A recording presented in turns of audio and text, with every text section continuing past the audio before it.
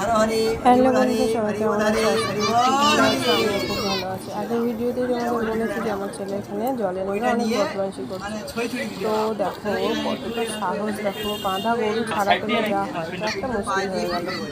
সেটা কি তোমরা লক্ষ্য করলে? জলে হুড়োহুড়ির চক্করে গামছাটা উড়ে পালিয়ে এসেছে। তাতে খুবই লজ্জা পেয়ে গেছে এবং আমি ভিডিও করছি বলে শেষ পর্যন্ত আমি বকাটা খেলাম।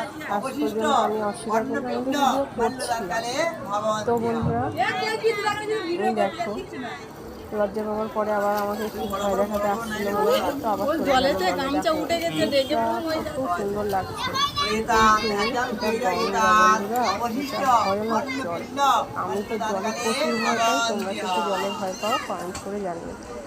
বন্ধুরা দেখো কত সাহস, ওই দেখো এক একটা করে লাফ দিচ্ছে। তো মনে হচ্ছে কি পেয়েছি আমি হাতের মুঠোয়, এটা সিজন আকাশের চাঁদটা মানে খুলে ওর কাছে চলে এসেছে জলের মধ্যে।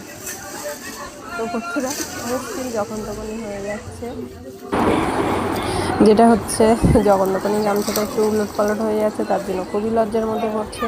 তো বন্ধুরা ওখানে গিয়ে জানো তো তোমাদের সাথে সেই পরের ভিডিওটা দেবো, কিন্তু খুব ছোটো বলে এখানেই ভিডিওটাকে বলে দিচ্ছি।